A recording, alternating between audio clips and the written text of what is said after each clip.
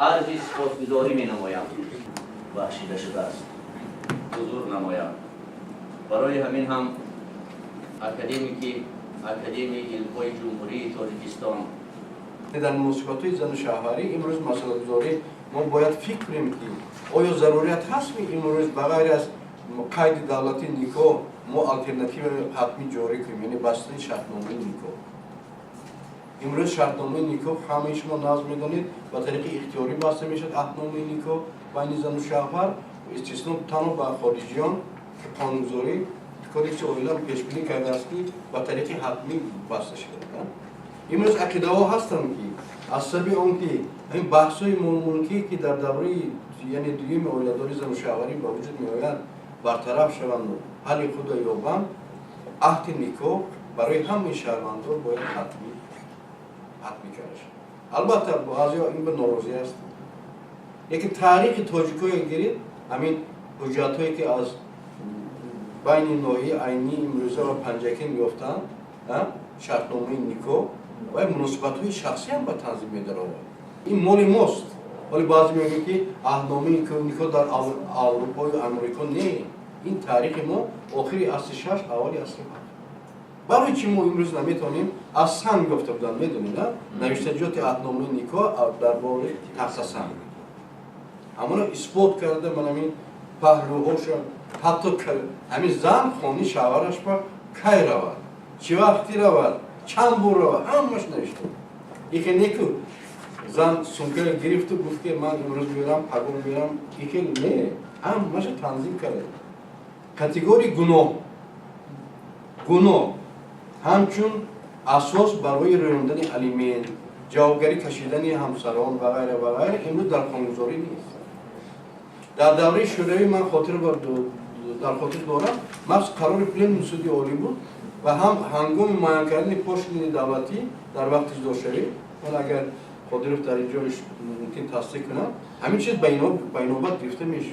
یکی امروز نیست و گناه دارد گناه ندارد و باید جوابگر باشد الیمنت سپارد در تقسیم معلومات برتریت دارد 3 ماه زندگی کرده است من این مثالی ها در 3 ماه همه چی علاقه یک محبت بی اندازه کلام باشد زن و شوهر خانه ماشین بایگری بعد 3 ماه عریضه میرسد زن که جدا کنه تمام معلومات در دوره 3 ماه زندگی با وجود موافق قانون چیه مالکیتی عمومی یک جای بفهم.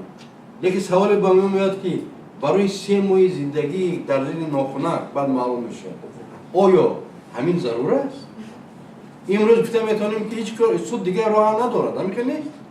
بعد میفهمم که باید نکاح خاراکتری خلوتی داشته است مقصد نبوده است مقصد روانه شده است برای چی گرفتن یگان اشیا معلومات برای یکی از پرابلم‌های دیگر نقش اخلاق در استواری عائله. آیا میتواند شرطنامه حتمی نیکو پیش روی پشتخوری عائله ها رو گیرد؟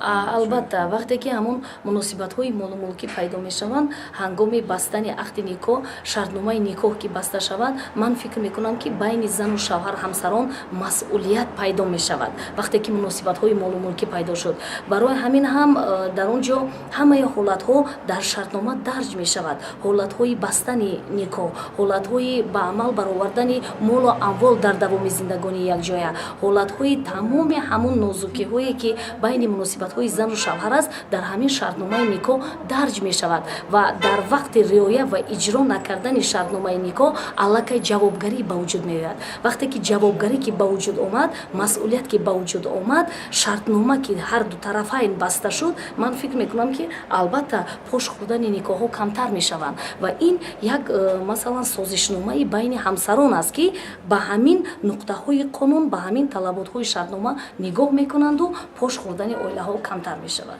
بسیار سبب هایی که باعث پشت خوردن عائله ها می شوند و در نتیجه خو زن خو مرد حقوقش پایمال می شود این با طریق رسمی نوشتن عقد نیکو به رسمیت ندر آوردن و اینچنین نوشتن عهدنامه یا شرطنامه نیکو می باشد.